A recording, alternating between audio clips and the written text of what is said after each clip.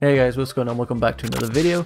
Today we're going to be, of course, discussing the Chelsea versus Southampton fixture that took place yesterday. We're going to be doing our review today, so let's just get into it. So let's start off with just some general thoughts of the game. I thought, obviously, Chelsea weren't at their best yesterday, drawing to Southampton in the full 90 minutes. It is never ideal, though you have to consider the things of, like, I'm pretty sure there maybe were like two starters in that team, like Kovacic and maybe one other. If we take a look, Alonso probably isn't our starter at the moment. Sarr, Trevor Chalobah, Reece James, possibly, yeah. Callum really isn't. Kovacic is. That's about it. Maybe you throw Kai Havertz in there, but at the moment, I don't think he's our first team. You know, if we're going for our strongest 11, I don't think Kai's in there. But it was a lot of changes, and a lot of these players, you know, it's not so much about the quality of the player. You throw 11 players on the pitch, you need them to gel, to be able to play well and go and get goals and stuff. And whilst we should still be able to go past Southampton, I think that's a fair enough sort of reasoning for it. Of course, it ended 4-3 on pens, with Kepa, I think, getting a save for the, was it Walcott one that goes on to hit the post and go out? I think he got fingertips to it, I'm not entirely sure. And then another one missed. Mason Mount had his penalty saved, and that's now 3 poor penalties in a row for him. Of course, he missed one in the Norwich game, it was saved. Scored, but the keeper did get his feet to it, and it was sort of just down the middle, slightly to the side, so a poor pen really. And then this one saved again. I think we can just sort of, not say that he's, you know, never going to take a pen for Chelsea again, but, you know, he falls down the pecking order a little bit. We've got better pen takers out there, so we got through some heroics from Kepa. Of course, during the 90 minutes, he did, I wouldn't say the goal that we conceded was entirely his fault. You know, Malang Sarr was out that side. He should have been stopping that shot coming in, and it was blasted very fast towards his feet. But if he gets that right and, you know, just shifts his foot properly, it deflects off him and goes flying out. Whereas, of course, what happened was it sort of pings off one foot onto the other foot and back of the net. So, not great from Kepa there, but then he did make some clutch saves in the end and in the penalty shootout, so maybe we let him off on that one. Let's talk about the player ratings quickly.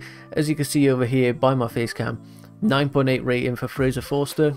I think that's fairly well deserved. He did have some incredible saves. We had shots sailing in that top corner, and he was getting up there and saving them seemingly pretty comfortably.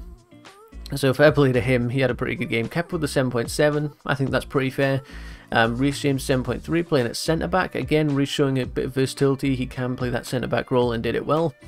Trevor Chalobah, again, looking calm, composed, and like a great option for us at centre-back. You know, if any of the main ones, Christensen, Thiago Silva, Rudiger, if they're not available, then Trev certainly does a job. So I'm really happy to see how well he's doing. Malang Sarr 6.7, had like an okay game, but that was definitely probably the weakest part of our team. You know, there was quite a few mistakes here and there, and just not quite fully with it. Callum Hudson-Odoi with 7.3. Did okay, but we see yet again that Callum is just sort of wasted as a wing-back. We can't facilitate him in one of these roles, apparently, so his only chance to play is a right wing-back. And, you know, when we see him at left wing and such, he's dominating. He does really well. It's a shame to see him wasted there. Marcos Alonso with an 8.0, so the highest on the outfield players, I think, for us, and did have a decent game. You know, defensively was pretty good, so not too bad for Marcos Alonso, who was captaining us in that fixture. A 7.9 for Saul Niguez. I thought he had a stronger game than we've seen from him, definitely growing into it, so doing much better these days. Kovacic on a 6.7.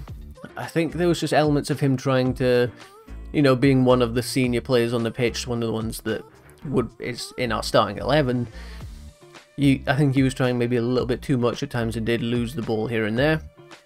But no major sort of mess-ups that caused anything catastrophic for us.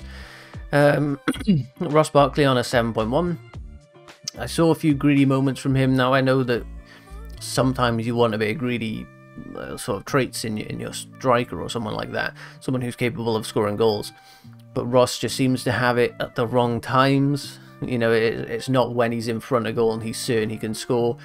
He doesn't pass when he should. He doesn't offload someone else. He doesn't go for the overlap or the underlap that someone offers him. He wants to go around two players and score himself. And just seeing typical Ross sort of things. You know, it was okay. He wasn't the worst, but not great. Ziyech, this is one that I don't want it to be true, but I'm really starting to think that Ziyech maybe isn't a Chelsea level player. I mean, we saw him at Ajax doing brilliant things. We've seen him in moments do brilliant things for Chelsea, but they're so few and far between. The consistency isn't there, the work rate isn't there. For me, I'm starting to get worried about Ziyech. And Kai Havertz on a 7.7. Another headed goal for him. Other than that was, you know, trying things but couldn't really get much sort of going for him today. Bit unfortunate, but I think a 7.7 is fair. And then, of course, you know, the moments, his header was very nice. Just before half-time, we needed that off of Ziyech's corner. And then, of course, the Adam Armstrong goal was frustrating. And then that was pretty much it for the rest of the game. You know, there wasn't much else that happened. Oh, sorry, it wasn't Adam Armstrong, it was Shea Adams down here. They scored the other side at half-time. We were separated by like 3 minutes, but either side of the half.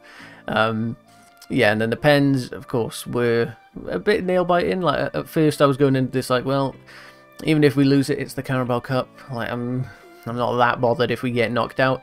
But I would like Chelsea, you know, if we're going to win something this year, Carabao Cup's a good one to get. It's one of the easier ones. So by the time pens came around, I was actually feeling a little bit nervous.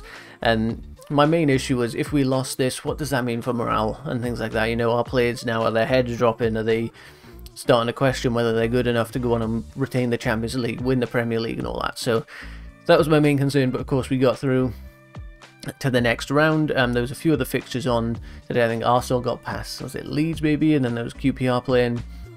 So all in all, not too bad. And if we take a look at the stats here, deserved winners. We had 23 shots, 14 on target. It didn't feel like it by the end of the game, but Fraser Forster, as I said, had a very good game. And first half, second half, we just dominated all throughout. Like, they were having shots and getting stuff away, Southampton, but we should have gone on to win that in regular time.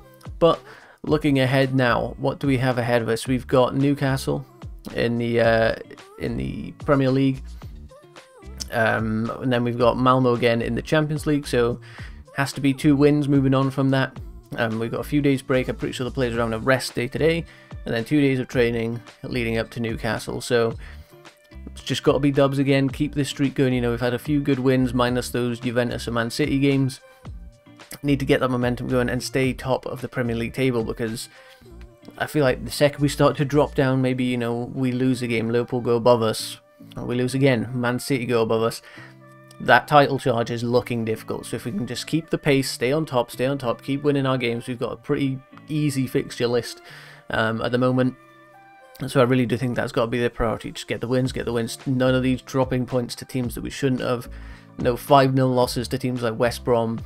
This isn't the season for it. If we're going for the title, we're around a quarter of the way through the season. We got to keep those wins ticking over. So let me know what you guys thought of this game. I'm assuming most people are going to be a little bit underwhelmed with how it was, but in the end, it's a win. So we got through. Who cares?